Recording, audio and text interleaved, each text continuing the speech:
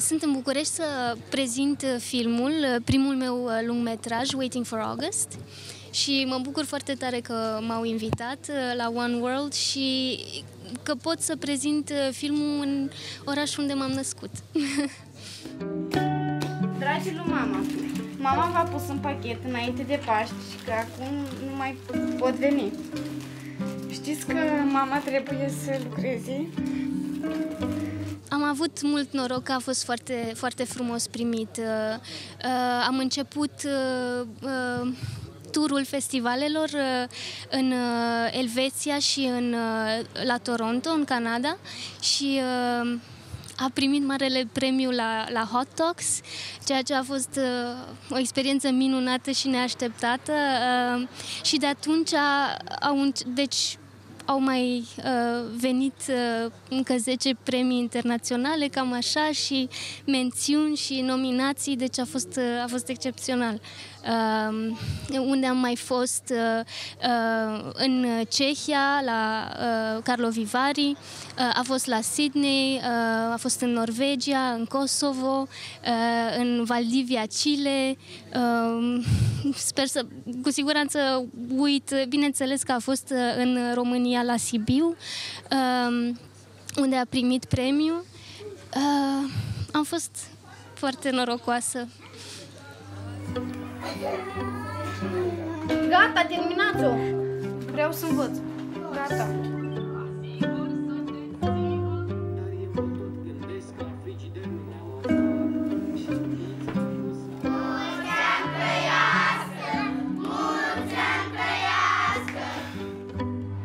Părinții mei au emigrat din România când eram mică și deci am trăit în Belgia de la 9 ani, 8 ani jumate, după care am avut oportunitatea să studiez în Statele Unite, unde mătușa a emigrat, și deci am studiat film acolo, însă m-am întors în Europa și acum fac următorul proiect, îl dezvolt în Mexic, la granița cu Statele Unite. Și va fi iarăși despre tineri și cum este să crești acolo într-un context, din păcate, foarte violent. Empatizez cu ei și cu tematica asta m-a fascinat foarte mult, și copiii care cresc în situații excepționale și de multe ori, din păcate, mai grele. Probabil că are de-a face și cu copilăria mea, cu toate că nu este comparabil, dar părinții mei au trebuit să plece când aveam eu 7 ani jumate și nu i-am revăzut timp de 1 an și ceva și de fapt nu știam când o să-i revăd. Și lunga așteptare a făcut că, bineînțeles, m-a marcat foarte mult ca persoană și tema a rămas ceva care mă ocupă și mă preocupă. Cred că documentarul este în parte și arta anticipării și arta... Trebuie să observi foarte bine și să înveți să anticipezi. Pe mine mă fascinează, are o autenticitate pe care e foarte greu de imitat. Dar trebuie să zic că mă fascinează și mă pasionează documentarul, dar nu mă consider documentalistă. Mie îmi place filmul în toate varietățile și de la ficțiune, documentar, experimental, adică nu îmi place să mă etichetez și, în general, nu îmi place să etichetez nici filmele, pentru că, de exemplu, ce m-a amuzat și a fost și intenția mea,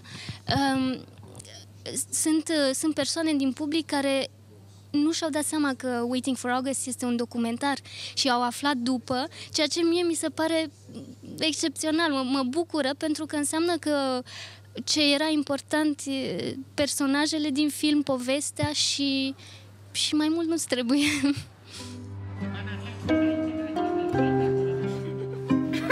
Ai grijă cu ticuța. Dar ce faci, mama? Rău. Ha? Ce să fac? Rău.